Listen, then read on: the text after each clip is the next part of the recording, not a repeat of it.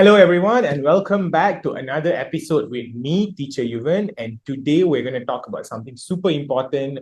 We're going to talk about helping your label child succeed in life.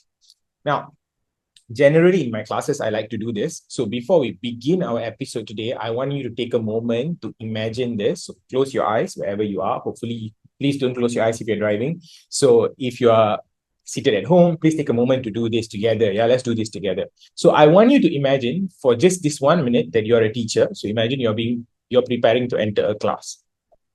You're in a classroom, whether it's online, physical, doesn't matter.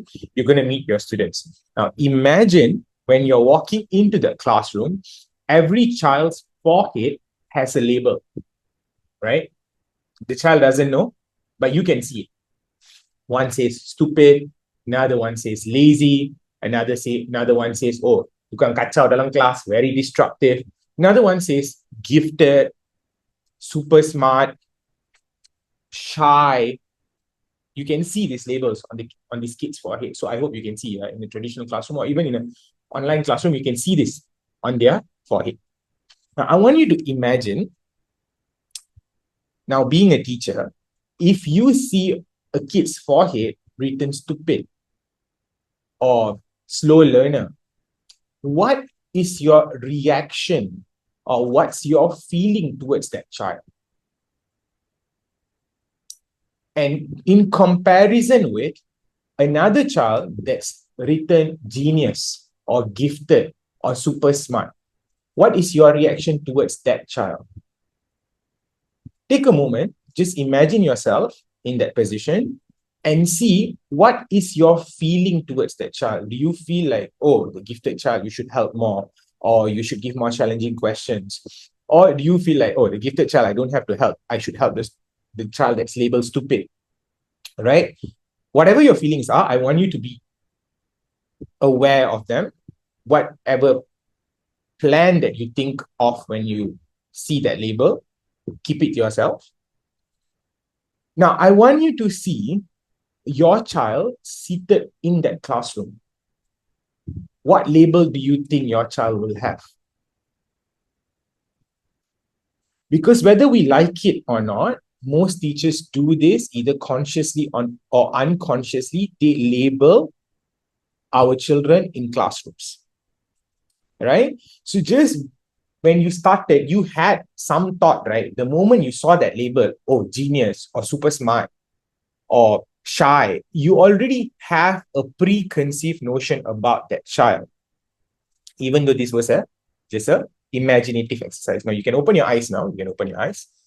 So imagine for a teacher who's continuously teaching every single day, these labels are a shortcut, right? So if they label your children, can you imagine what is their treatment towards that child? When we see that label, we want to understand, does that label build up that particular child or does it break them down? This is what we want to talk about today. So welcome to our discussion today, where we challenge the need to label children in schools, first of all. Now, why are we even having this discussion? This is an important point to consider, right? So when parents call us for a strategy call, or even when they email us in, they're asking me for opinions, so they want to discuss about things. This is a very, very common term that I read in my emails or I see in the incoming requests when they want to enroll, right? They say that, oh, my child is actually a slow learner. I want to know how you can help my child, or my child is a slow learner. Do you accept slow learners? The slow learner is more common than, of course, let's say stupid or dumb, or my child cannot learn, or my child is uninterested in learning. This slow learner, I noticed it's very, very common. So I'm usually very curious, right? So what we do is we call these parents up, and when we speak to them, we say, okay, you mentioned that your child is a slow learner, right? And so I usually ask them, why do you say that? And generally, this term slow learner is never ever originating from the parent. Dia tak pernah macam, kita tak lah anak sendiri kita cakap, oh dia ni lembab lah sebenarnya. Jarang. I bukan kata tak ada parents macam tu, memang ada, but jarang sangat-sangat our own parents cakap, oh dia memang lembab lah, dia memang slow. Tak ada. Alright? So, when we probe further, right, generally what parents end up saying is, oh, the school teachers have said that, I've switched schools, all the teachers say the same thing. So, normal, this is a conversation. So, even if you end up emailing me or calling me, this is what anyone at Pass Excel will ask you, or even I will ask you. So, my general question will be, oh, really? Oh, that's very interesting. So, dia main game macam mana? Dia slow tangkap ke atau dia tangkap cepat gila? Kalau puan ajar dia masak dekat rumah, dia cepat tangkap ke slow? So, let's say lah, you ask them a variety of activities and the parents generally tak payah pergi jauh-jauh. You tanya dia main game macam mana, terus the parents jawapan, oh, main game dia pandai, dia boleh main berjam-jam, dia memang cepat. Like, you know, dia fight dengan abang dia ke, break another level ke apa semua. So then I ask the parent lah. So if you say the person is a slow learner, right, that means they must be slow at everything. They must be slow at learning how to build websites, or they must be slow at learning how to code. They must be slow at learning how to cook, how to clean, how to arrange dishes. But if you tell me they are not slow in anything else, the only thing they are slow at is academic subjects. So ni tak slow learner lah. Ya. Ni maksudnya orang yang tengah ajar dia dekat sekolah tu didn't find a right way on how to teach the child. So I have so many experiences and stories to share, which we will look into detail in today's episode. Right? So most importantly, when we do this call, like I was telling you, I always ask this question, or even some of my staff will always ask this question, right? If you are talking to any of my teachers, they'll ask you this question: was this diagnosis given to you by a doctor? Was it a clinical psychologist that gave you this diagnosis that he's a slow learner? Tak. Memang tak. Dekat Malaysia, most parents don't go to that level. They never go to get an official diagnosis done. They just believe what the teachers say. So here is my humble request. If your child has been labeled a slow learner or a variety of labels that teachers like to use at school, please take it with a pinch of salt. That's how I want to start today's episode. Please take it with a pinch of salt. Okay? Kita timbang tara lah. Tengok kenapa cikgu cakap macam tu. Okay, being a teacher myself, I know this because I've sat in countless bilik guru meeting. Dekat bilik guru tu rasa kesembang apa, semua kita tahu kan. So, kita kena tahu, why do teachers actually use these labels? Kenapa cikgu guna? One, it's a shortcut. Super easy. Plus, you must understand most Malaysians come from the Malaysian education system or the government school system, right? So when we went to the government school system, what was done? The smarter kids go to the first class, the not so smart kids go to the second class, and we stream it all the way down. So this attitude, whether we like it or not, teachers carry it even when they go to private school, even when they go to international schools, people of this product, they carry it with them because they're not trained to remove this preconceived bias that they already have in their head, that they have grown up with. So if you ask me why teachers label, even though the label is cruel, or even if the label is actually breaks the child down, sebab it makes the teacher's life super easy. Katalah dulu, ni mesti tuan-puan ada pengalaman lah. Kalau kelas belakang, cikgu dah tahu, oh, budak kelas ni memang tak berminat nak belajar, budak kelas ni memang nakal, memang kecoh. So the teacher uses minimal effort. Budak kelas depan pula, dia tanya, oh, ni you tak pergi tuition ke? You tak pergi tuition ke? You mesti tahu kan, cikgu tuition dah ajar kan? So, the label helps guide their behavior, right? And the label simplifies their life. So, they know how much to teach, who. So, if they want to pick somebody for competition, who to train. So, these labels make them easy. Makes their life easy. So you should not trust what makes their life easy as a guiding light on how you are going to educate your children or guide your children. That's what I'm trying to say here today, right?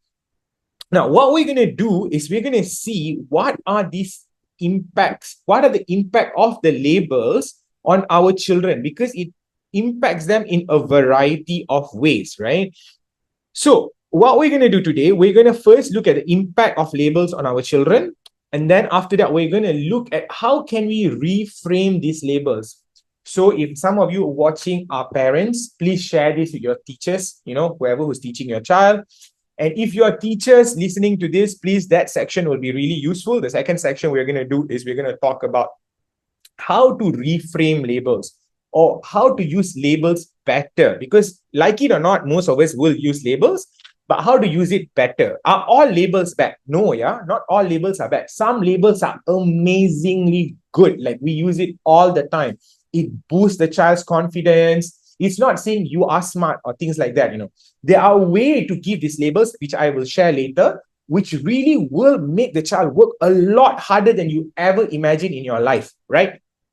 These labels are there. So in that section later, we're going to talk about reframing labels. And then after that, we're going to talk about the importance of parental support and advocacy. Because even if teachers are not doing their job properly at school, what can you do as parents at home? Because we understand, not everybody will be enrolling here at Pass Excel, because teachers at Pass Excel are psychologically, we train them on all these things. So these are to help parents who might not be enrolling here. What can you do when your children are enrolled and elsewhere and you're facing this problem, right? So let's recap. These are the three things that we're going to learn, right? We're going to learn about the impact on our children. So when we look at the impact on our children, we're going to break down the impact and what actually the impacts are: mental health, social relationships, academic performance, teachers' expectation, and the long-term impact on the child. This is a very serious topic. So we're going to break that down. And then we're going to look at all the other two sections that I mentioned. Now, why are we doing this episode? Why are we even talking about this? Our mission with today's episode is threefold, right? First is we want to educate parents on how to label a child for success. You can, like I told you just now, right? Labels are not all bad. Number two, we want to explore the fine line between helpful categorization and harmful stereotyping. Okay, harmful stereotyping ni kita tahulah kan. Alah, dia budak kampung, tak pandai ke. I had one teacher once tell me, Yuvan, you don't have to really work very hard on these kids lah. They're from Chinese school, their parents all have business. They're not really interested in studying. They're not really interested in getting A's for their maths. That's when I took over, I remember, when I asked, okay, how many of you have gotten A's? Tak ada tangan naik atas. How many of you gotten B's? Tak ada tangan naik atas. How many of you gotten C's? Lepas tu ada seorang dua lah angkat kat belakang. Most of the class failed, right? So the same class, 3 months later, I remember 96.7% A. So stereotyping is super harmful. When we say kids are not interested in learning because their parents have businesses and they're just going to work in their small businesses, that is a harmful stereotype, right? Then next, our mission with today's episode is to understand that the power of label can either build or break a child. That understanding, we want to make sure parents and teachers get it today, right?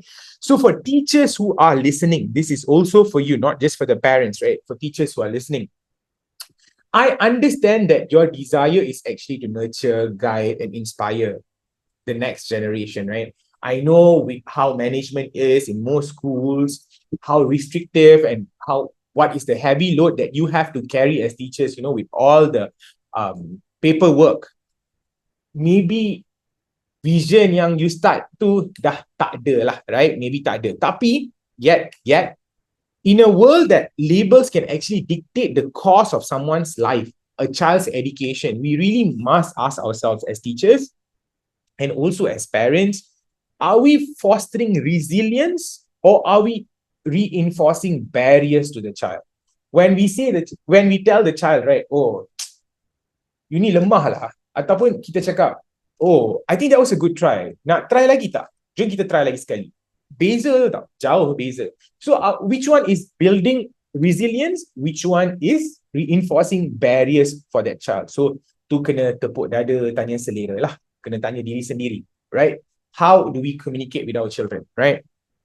Now, so with that question, I hope you keep your ears and hearts open for today's discussion. We're going to cover quite a bit today, like I mentioned. So without further ado, let's get started, right? Let's get started. So what's the first thing that we're going to look at? We are going to look at impacts of the labels on our children. All right, the first one that we're going to look at today is we're going to look at the impacts on mental health, right? What's the impact on mental health? So, sebelum kita teruskan lah, I want to explain this, nak jelaskan benda ni supaya tak tersilap, tak tersalah faham. Okay, this is very important. So, we think that, okay, if I give a positive punya label, example lah, I cakap, oh, pandainya anak aku ni, bagusnya anak aku ni, then that's really good, right? Or even if we say it as teachers, oh, pandainya anak murid I ni very good lah, you sangat bagus lah, kita cakap macam tu. We think that is good, right? So even positive labels can be very detrimental to the child. Okay, why?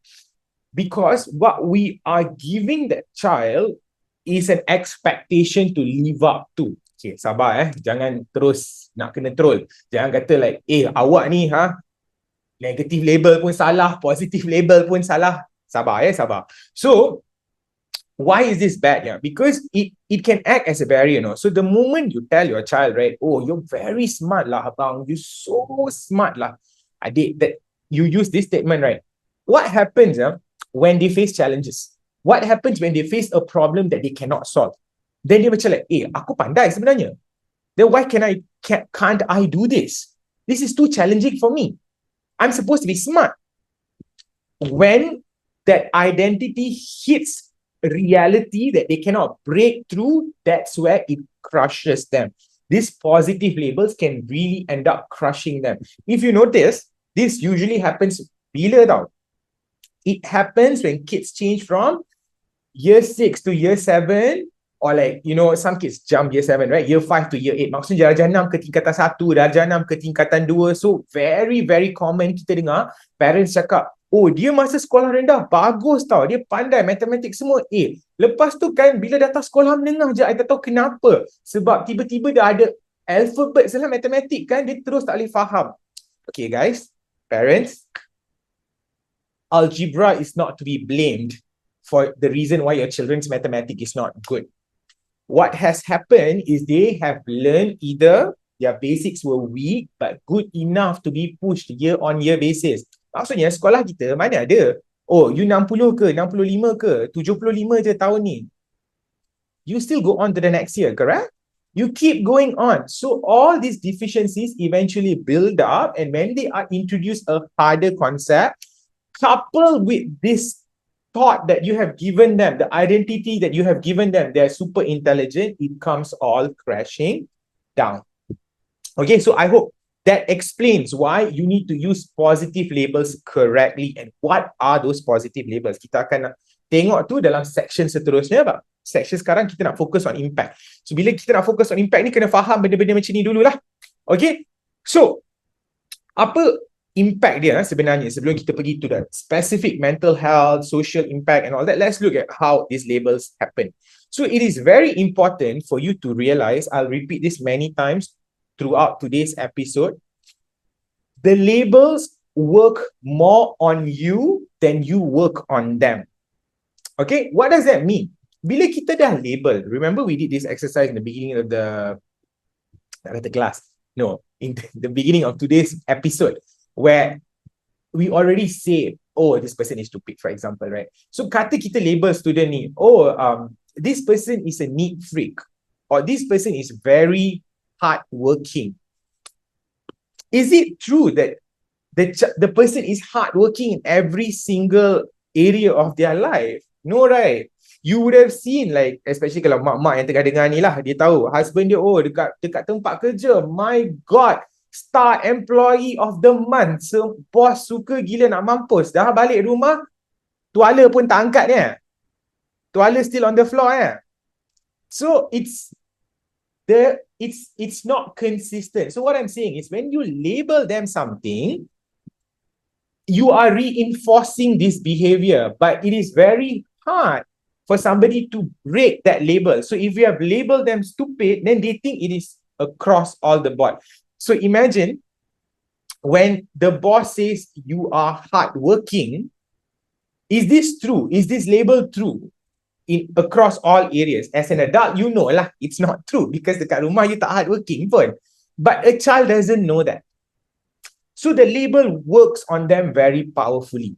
Okay, so this is something that you need to remember, right? Now, so what happens is, because they don't know this, and plus, remember, they are children receiving this label from a person who they believe as a position of love and authority. You receive something from your boss, highly likely, I don't think that you put your boss as a position of love or authority lah, kan? So what happens is, it helps shape their self-image, how they behave towards other people, and restricts their potential, because they stop taking risks that they're supposed to take, they stop joining competitions they're supposed to join, and whatever not. Now, let's move on and look at how it actually impacts the child's mental health first. Now, first, it creates stress and anxiety. Now, why does it create stress and anxiety? So imagine if you're labeled smart. Now, you have an expectation on you that you have to always perform. You have to be an A-star student regardless. And this is a heavy burden to carry, because that means you now no longer have the opportunity, I repeat, the opportunity to make mistakes and learn. You are expected, because you're a genius, you belajar semua benda kan. First time, cekap, perfect. You belajar je terus faham.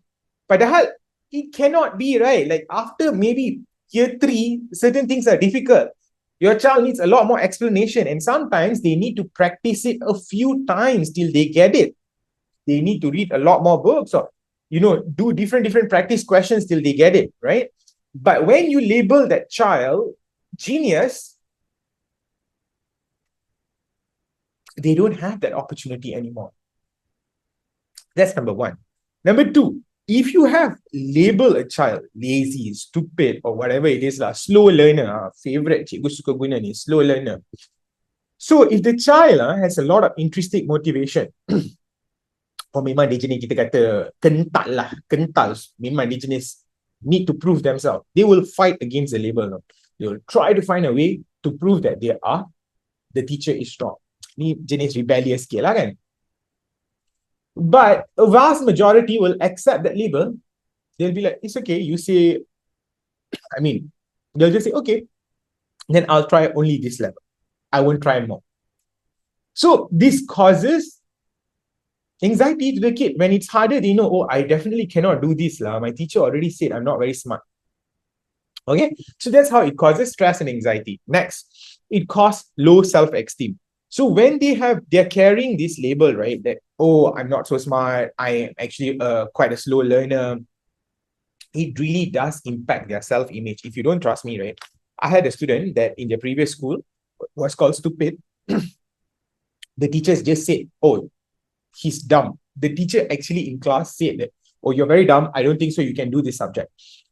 How does this impact this boy's self-image? When you see him in school, because we had the good fortune of interviewing one of his ex-teachers here for past exam. So the teacher applied and we interviewed. So the teacher actually saw his testimonial and then applied. So when we asked the teacher the regular questions, then she started speaking about this student. Then she said, oh, this boy, he doesn't even tuck in his shirt in class. Like when he's walking around school, his shirt is out, his hair is messy, he doesn't come to class, you see him loitering around everywhere.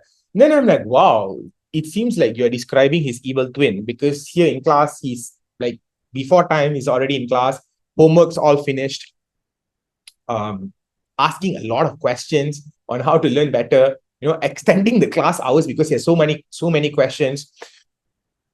It changes now, because here when the first few classes we had with him, I thought, wow, you're quite smart. Like I said, like you asked really good questions. Have any of your teachers said that you're smart before? He said, no. But you really do have good questions. I like the way you think. So we label on the things that we want to see more. So we say, I really like the way you analyze this question. I really like the fact that you wrote so much for this question. The boy turned over. So we never had this issue with him here. So that's why I said that labeling can really bring on low self-esteem on students. Now, we've covered impact on mental health. Let's look at social relationships. This is super important, especially if you have tweens or teens, yeah. Okay, let's start with peer interaction. If in class, your teacher already labeled you, oh, dia ni memang tukang karut dalam kelas, atau he's the class clown, or he's the person who doesn't finish the homework, or he's the kind of person who is super lazy, it's not someone you should associate with. What it does is it makes the students' choice of friends dwindle and left with only a certain kind of friends. So what happens is they are popular just based on that label, or they're popular because this teacher hates them, right?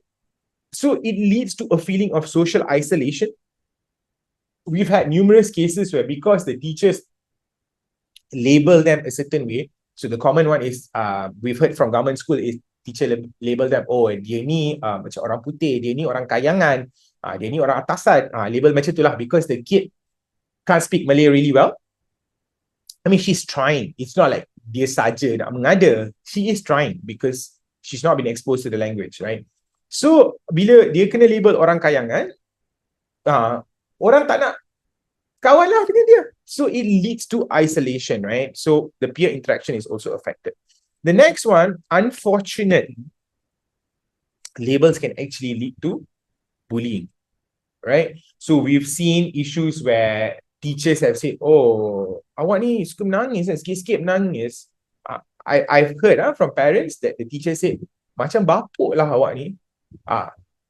So what happens to those kids? Other kids pick on them, right? So they are ostracized, they are teased, and then to the level that becomes their identity. So this is very dangerous, right? Now, after impact on social relationships, the next one is impact on academic performance. How does labels affect a child's academic performance? This is super important. When we tell our children, right, oh, you are smart, we've already locked them in, because what we're doing is we're giving them a fixed mindset. So even when I'm talking to my own child, I don't say you are smart. I always tell them, wow. I always tell him, wow, you're a learner. I'm amazed at how fast you learn this. You're learning really well. And when it is hard and he feels like giving up, I said, it's okay. You can take a break. You can keep trying because you're a learner. So having this growth mindset is very important, because when they have a fixed mindset, whether they're stupid, smart, or they're just not good at math, or they're really not good at languages, this is very, very dangerous labels to have. Now, another thing I can tell you, I had this one student, right? In the previous school, again, the label was slow learner. So the mom said that, oh, memang, he's very slow. He's very slow. He cannot learn. He doesn't like learning anyway. He just wants to be a basketball player. So when we did our discovery session, because in the discovery session, there'll be a part where there's an interview with the teacher. So sometimes what we do is we test their ability to think, to analyze and everything. And sometimes we teach them something and then test, right? So when we were teaching this boy, first, it seems like the mom is right, that he is a bit slow, like all the previous teachers are right. So, but I was a bit curious because the boy can actually talk quite well. So what we did was we showed him something on an image. We showed him a pyramid like a food chart pyramid, So something new, we actually showed our own PCAP framework. So he's seeing it for the first time. We showed him the PCAP framework. I took it down within like maybe 2 to 3 seconds. Took it down. I said, can you repeat what you just saw? Can you tell me what you learned from that slide? He can repeat it with 95% accuracy. So that means he's not a slow learner. It's just that the teachers didn't identify what is his learning style. Then eventually we found out he's actually dyslexic. Reading makes it very difficult for him to learn. So he needs a visual way to learn. All this we discovered, right? And after that, his results skyrocketed. So having these labels, imagine if I also had the same label on this boy. Oh, he's a slow learner. So what would have been my approach, right? It would have been very different. Correct or not? So this is what we want. We don't want to give labels that will enforce a fixed mindset. Then when we do these things, when we give this kind of labels to children, what we do is we reduce their participation in the class, because teacher already label you a certain way. So it reduces their engagement with the material. They start asking lesser questions. They avoid take risk in learning. They don't want to make mistakes because, I've been labeled already, right? So I'm very afraid that teacher will keep repeating these labels on me.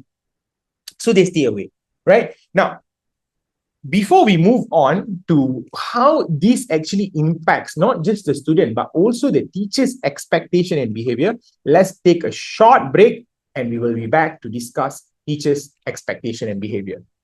My teachers thought I was dumb. I definitely did not like studying at all. I would not open a book. I would just be laying in my room all day. But now I am very, very eager to learn. I am actually excited to attend my online classes.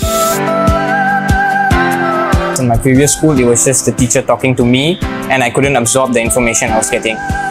But now, my teachers here at Pass Excel, I can form a strong bond with my teachers. We can understand one another. Since both sides are in their own comfort zones, it makes the class much more fun and much more expressive. You won't feel that the teacher is talking and you just sit there and listen. You and the teacher can have conversations about the subject, meaning you can share your knowledge with the teacher and the teacher shares his knowledge with you. Now I am definitely more confident when I'm speaking and I definitely like taking on new challenges. And the teachers treat me really well here. They understand me and like I said, I can form strong bonds with them, which makes classes much more fun. Now I understand much more in the real world, in the economic world, in the business world, where sometimes people speak about things and before I would agree with them, but now it's much more easier for me to debate with them and disagree on many things. I will forever be grateful because now they have made me more confident to speak up. I am not shy anymore. Before I didn't really like to mix around with a lot of people, but now I definitely do. And I would also like to thank them for helping me, be eager to learn many new things. Welcome back. And now we are going to continue our discussion on the impact on teachers' expectation and behavior. So today's episode is about helping your labeled child succeed in life. And we're going to see how labels change actually teachers' expectation and behavior and what should teachers do about it. All right, let's discuss that in a short while. Now, the first thing that we want to look at is expectation bias. So teachers have different expectation on different children. And these labels reinforce this expectation. Of course, teachers sometimes unconsciously make these labels, right? But then once that label sticks in their head, they alter their behavior and expectation on that student. Now, this, of course, influences students' performance and opportunities, because if you thought the student was really smart, or you already labeled the student as smart, and then these are the students that you're going to shortlist for competitions, quizzes, extra work for the A star that you need to meet in your KPI, these are the students that are going to be shortlisted. If you don't think the student can do it, and then you're not going to bother trying. So that belief is important. And fortunately or unfortunately, labels reinforce this belief about the student, right? Okay, so once these labels reinforce your belief system, right, then what happens is it becomes a self-fulfilling prophecy. That means just because you thought the student is going to fail, the student ends up failing. Why? Because the student didn't get the extra support that they needed, didn't get the extra practice question that they needed, didn't get the extra hours, the explanation that they needed. So all this was not given to them because you already decided that they are not worth this help. So it becomes a self-fulfilling prophecy. So this is how dangerous labels are. Now we can turn this on its head. Kita memang boleh tukar benda ni jadi benda yang sangat bagus. Macam mana? Kita dah label kan, okay, biarlah. Kita fikir tak apa, cikgu tu tak erti nak label yang positif, tak tahu nak label yang elok. Dia label benda yang buruk. So for example, dia label student ni slow. Dia kata budak ni slow. Dah, lepas tu nak biar je. Customize your solution lah, teachers. You customize the solution. The boy is slower, let's say, or the girl is slower. Then you break it down to a simpler way that they can be helped. Now, I understand, of course, this might be challenging in a big classroom. Like government school teachers, I completely understand. 50 students in a class, impossible task. But for international school teachers, you have 20 students in a class, 15 students in a class. quite doable.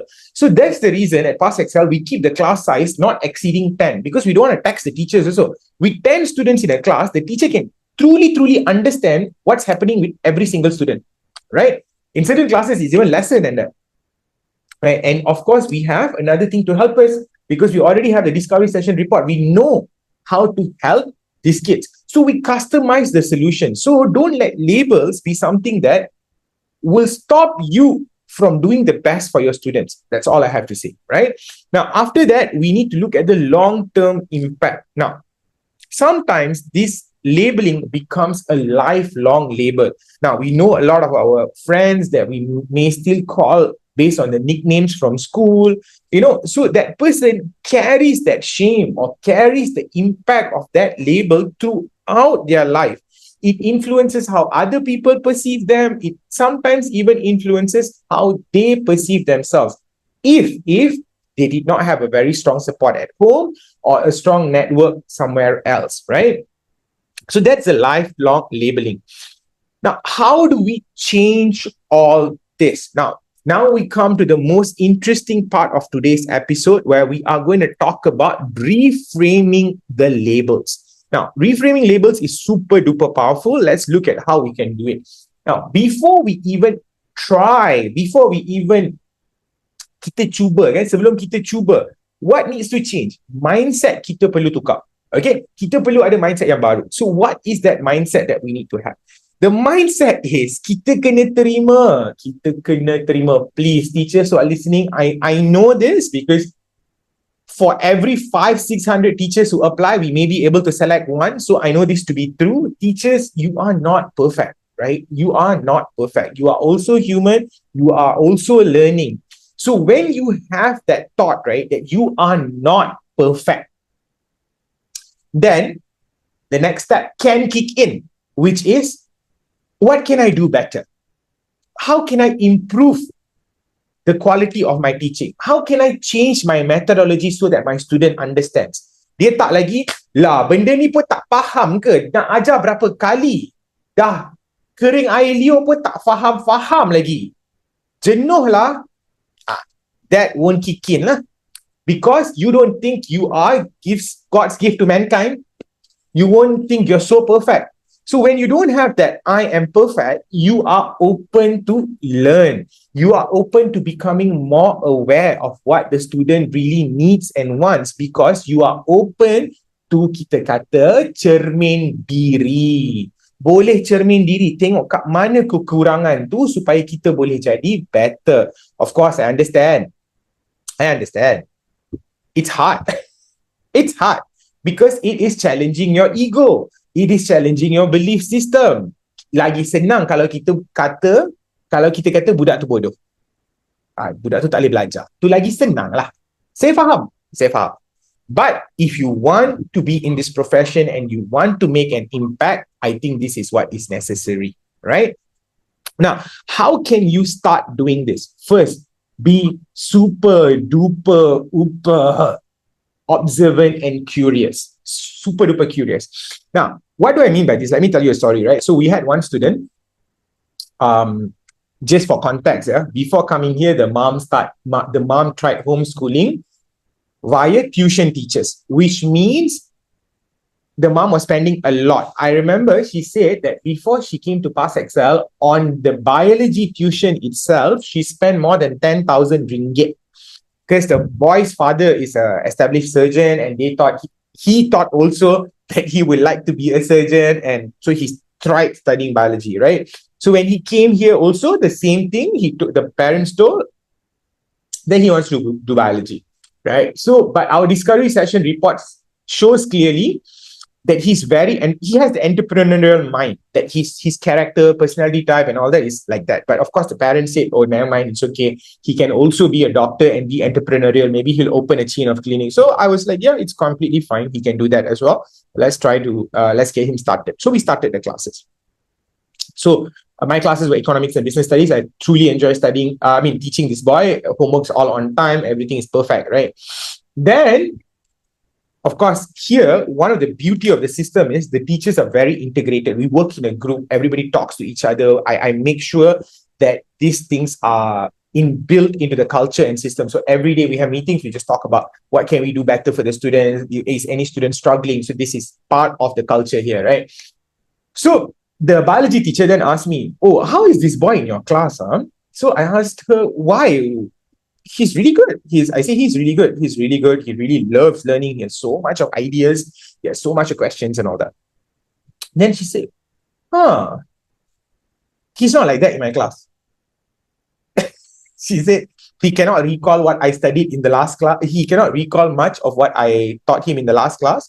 It's very obvious to me that he's not revising. I mean, I can see that he's smart because he can ask interesting questions, but I can see that he's not interested in the subject. This is what the biology teacher told me, right? So in our discussion. And then a few days passed and we noticed that this is true, that he is excelling very well in my class and he's not doing so well in her subject. So then we realized he's not really interested in biology. It's not the teacher. So we even had a talk with him. Oh, do you like the teacher? What's wrong? Do you not like the teacher? Blah, blah, blah. So he's like, oh, I love the teacher. She's really nice. I've never enjoyed my biology classes before this. I really enjoy it. Then we asked him, why are you not doing well? Then he's like, oh, I don't know. It's not really something I'm interested in, blah, blah, blah, blah. Right? Now, if let's say that teacher, that biology teacher at Pass Excel, didn't observe and ask that question or didn't get curious, is he the same in every class? I feel like he is smart, but he's not putting in effort. If that teacher didn't have that curiosity and instead just chose to label, let's say the teacher just said, oh, budak ni pengak, tak boleh habis kerja aku. What would have happened? Right? Because we had that collaborative nature, of course, but also because the teacher was observant and curious. So we managed to say, you know what, I think you should change streams, you should take these subjects, and I think you'll be great.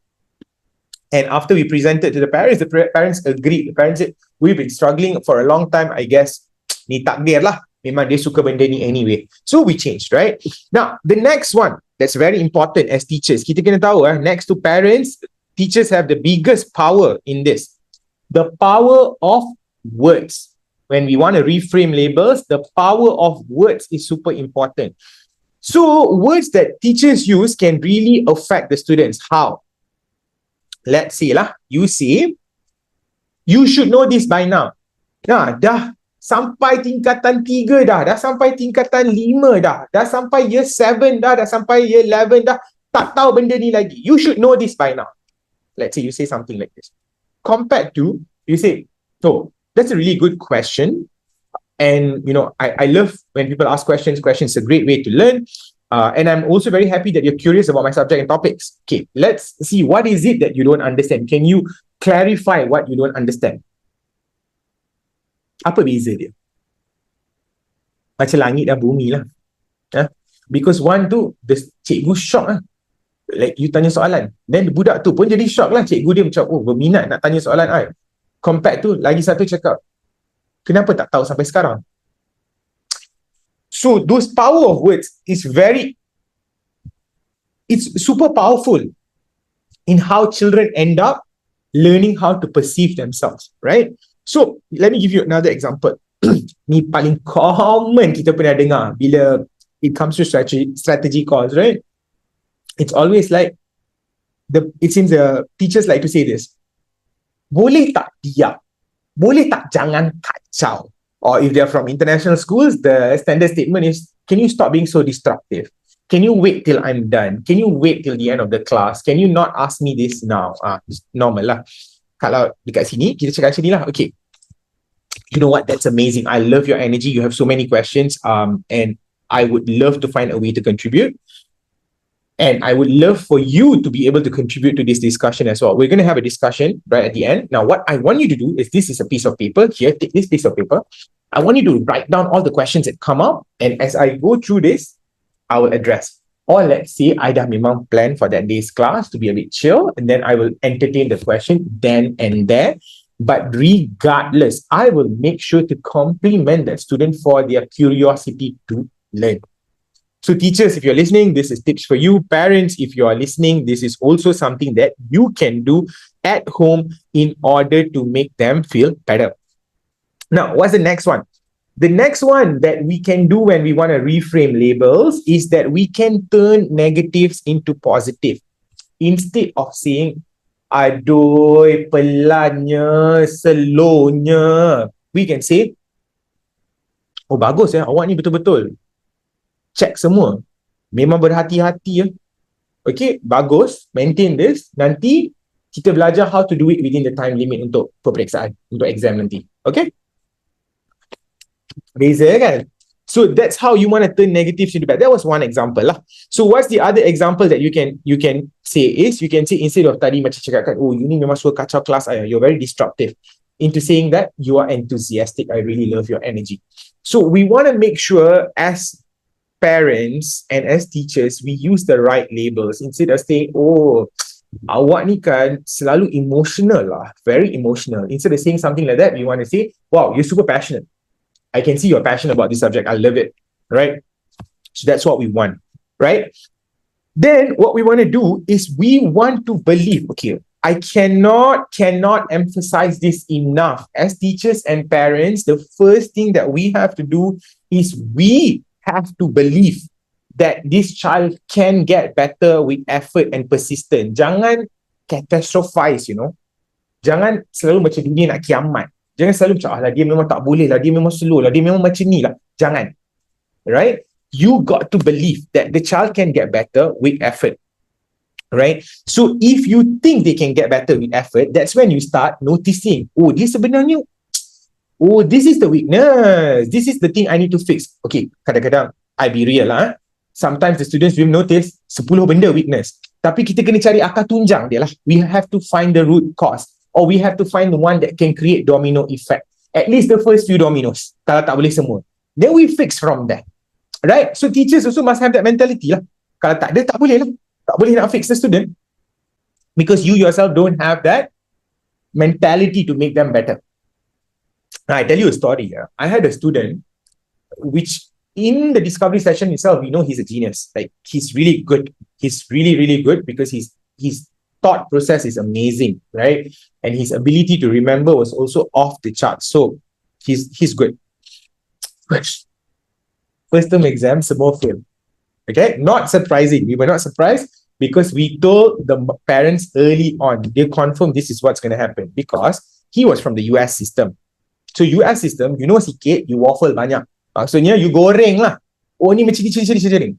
But in the UK system, in IGCSE, they're very particular. They want the definitions word by word. They want you to think. They want you to demonstrate that you actually learned the syllabus. Besides the analysis, of course, there's a lot of analysis and a lot of thinking, which I really love as well. But they are quite strict about you knowing things as they are as well. So this boy cannot do that.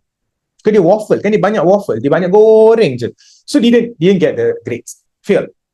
Then after on, we noticed the reality of the problem is he has always known that he is smart, right? All the teachers all this while have told that he is smart. Now that he cannot perform, he cannot get the grades that he wanted. It was really crushing for him, you know. So every day we have to remind him that, are you living up to your potential? How much effort are you putting in? Because he got so used to, mesti tuan puan tahu budak macam ni. He got so used to, dia pergi kelas, dia belajar, whatever he catches in that class is good enough for him to sort of waffle in the exam. So now he's at a higher level where he cannot just waffle. Right? Ni kalau dekat sekolah kerajaan atau government school system is that you manage to waffle through to a certain standard, then when maybe you reach college or maybe when you reach SPM level, you realize, oh, I cannot just repeat what the teacher taught me in class and get full marks. This is what happens to him lah. Right? So we really had to work with him in building this growth mindset that he is able to get better if he only commits to the hours and does exactly what the teacher wants. Like he practices these particular questions. He comes for the one-to-one sessions because in Pass Excel, the one-to-one is also included, right? So the teacher will go through and provide all this extra support in order to make him better. And that boy went from failing everything to now he is in New York, right? So let's say we didn't have that belief lah. Or we just believe like, yeah lah, this guy is a burned out star lah, right? Like how some teachers will say, he's a burned out star. Used to be good, now not so good anymore. Approach would have been different, results would have been different, right? So we believe, therefore it happens. Now, last part, what teachers can do in order to reframe labels is to make your classroom itself super inclusive, right? You make it safe to be me. That's what we emphasize a lot. It doesn't matter whether the student is a genius, average student, not so smart student, doesn't matter. What matters is they all try their very best and they achieve what is their best. So to me lah kan, I rasa okay, I've had one kid, one family, two boys studying here. Abang dia dyslexic, adik dia sangat pandai, memang gifted lah kita would say, kalau kita nak label macam tu kan, is gifted gitu. So I think I was equally proud and happy when the boy who was dyslexic passed everything and got C's and B's compared to the younger brother who got all A stars, because I know what are the challenges the dyslexic person faces. So as teachers, I think our job is to make sure they achieve their truest potential. And are we doing what is necessary to make them achieve that truest potential? That's all we can do. That's all we aim for by making the classroom inclusive, safe, and so they can do their best, right? Now, that is what teachers can do in terms of reframing labels. After a very short break, we are going to look at what parents can do to support and advocate their kids right after this break. I'm a happy parent at Pasaksa, right? Because in the international school that I put them in, the teachers like non-existent. It's just email and it takes them a while to come back.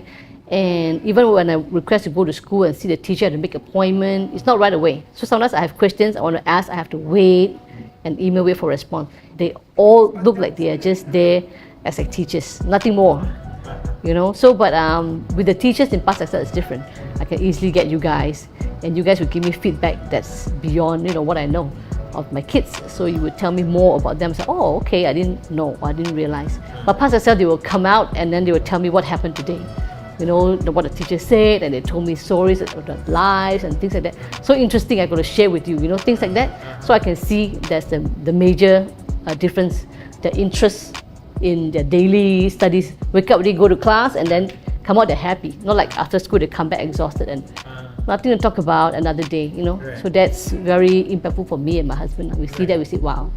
All right, parents and teachers, we are at the very last section of our episode today, where we're going to talk about the importance of parental support and advocacy. So in this section, I have about 6 tips that parents can do in order to support their children in case your child is labeled in school or even labeled by family members. Yeah, I've heard a lot of parents where they come and say that, oh, actually the situation started in school, but my mother-in-law or my brother-in-law made it even worse for him or for her, right? Very, very common stories that we've heard.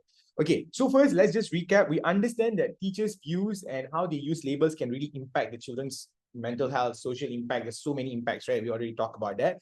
But what we need to look at now, how, if even these things happen, parents can act as a safeguard. Parents ni boleh jadi macam benteng pertahanan. Okay, ni bagi parents yang rasa macam dia boleh buat lah, dia boleh buat sendiri. Of course, kalau parents rasa macam saya memang sangat sibuk, I don't think I can be this pillar of support for my children. I just need a completely, better environment for my kid. And then yes, you can explore a completely different environment. Maybe you want to look at Pass Excel, maybe you want to look at something that would actually help your child, right?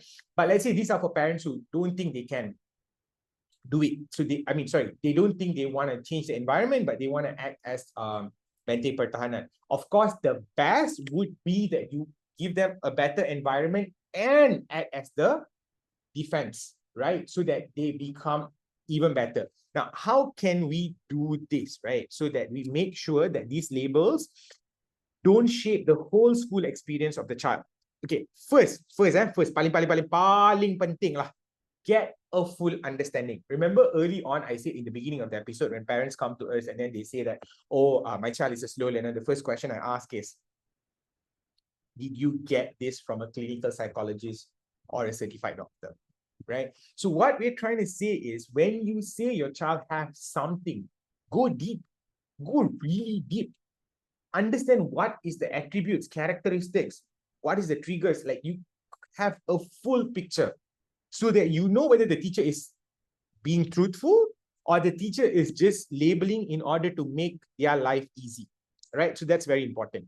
Now, after that, what you want to do is you want to talk about it openly. So let's say the teacher labels your child lazy. The teacher says your child is not hardworking.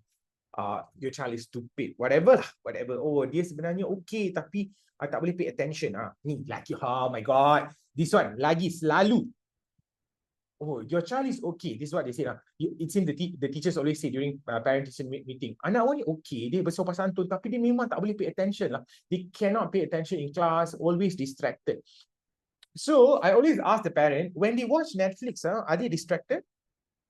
Like, are they like, oh, when they're watching Netflix, they suddenly say that I want to clean the house. Let me let me give the brother a bath or the cat a bath. No, right?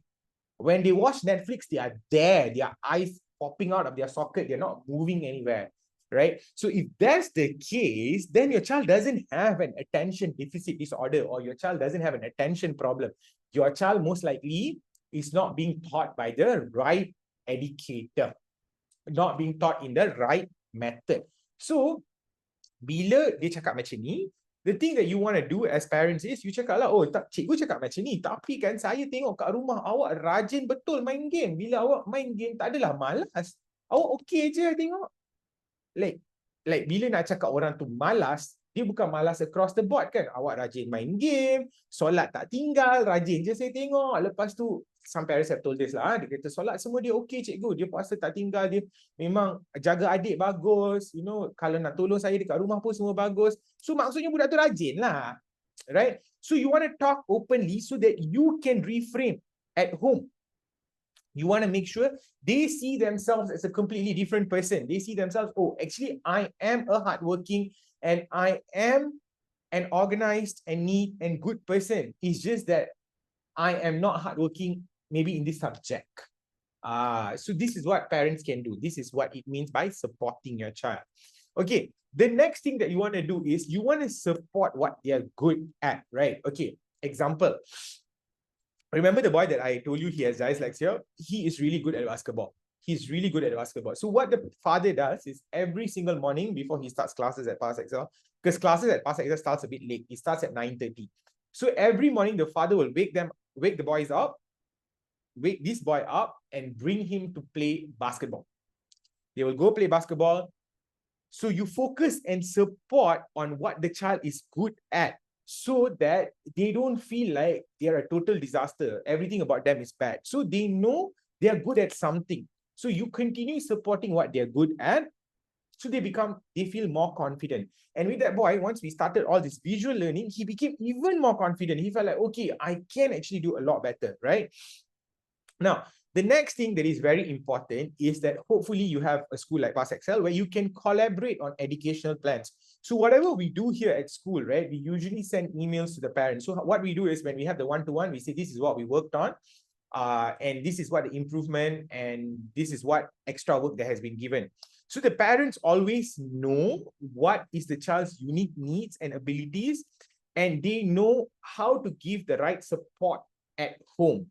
So for example, when we say that, okay, I think the child needs to read more of a certain particular book, we will make the book recommendation. So at least the parent can monitor that at home. So kita tak bagilah statement-statement macam ni. Saya rasa anak puan patut fokus lebih lah. Saya rasa anak puan patut bekerja keras lah. I think you should work harder. I think your child needs to do a lot more practice questions. Whenever I hear these statements from parents from other schools, right, I'm just wondering, I'm not paying this much money for you to say these things to me, you know. What do you mean by do more practice questions? There is literally hundreds of questions available. Which topic? Which subtopic? How many questions? How often? Why do you give such generic statements? What use is that even in the report card? Right? So here, that's why we collaborate with parents. So we tell them exactly, okay, this is the thing that's holding them back. This is what we want to work on first. This is what we want to work on next. So as parents, you want to develop this collaboration with schools, right? With the school that you are at. Right. The next one is you want to build a positive home learning environment. So I know this one parent because when we mentioned to her that the boys need to read more, she had both boys here. This is another parent. Both boys were here. So we said both boys are lacking in their vocab is not good, and we made a certain recommendation because we also noticed that they have negative self-talk, and because the teachers will notice all these things. I think one of the boys had negative self-talk, the other one was not very resilient. Right. So we made psychological self-help books recommended to cater to that particular thing. But how did the mom take this? The mom actually enforced a reading rule. So she puts a whiteboard, she writes how many pages she has read today. Then the father writes how many pages he has read today from his own book, and the children all need to read. And there is a point in the day where the mom turns off Wi-Fi if necessary to make sure they all have a reading time. So this is what you can do to build a positive home learning environment. So you want to make sure that this environment is available so the child knows that they can be free of the labels that has been put on them, right? They feel safe to express themselves. They feel safe to talk to you. So this is what you can do. That's the next thing, right? The last one is that you can teach resilience and self-advocacy. So you can teach your child that when somebody labels them, it's generally more about the person labeling and than themselves, right? So you teach them how to speak up, like we've covered in the previous episode. If you haven't, please go watch that episode.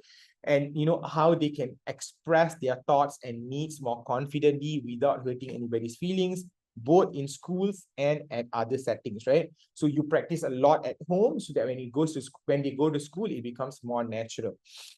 Now, I hope you've gotten enough because we've covered about 6 tips, very, very possible for you to do at home. Now, I just want to leave you with one story, right, at the end of this episode. I've once had this student, the mom told me this. I think we would play the video maybe after this episode, or you could go to YouTube, check it out yourself. The mom said this, he had, before he came in, he went to another school. The teacher wrote these things on the whiteboard. Imagine in front of the whole class, teacher wrote these 2 words very, very big because the boy couldn't answer a mathematical question. He wrote skills, then he wrote knowledge. Then he said, I have both of this, which is why I am paid so highly. You have neither of this. You are lazy, stupid, and good for nothing. He said that in front of the whole class to this boy.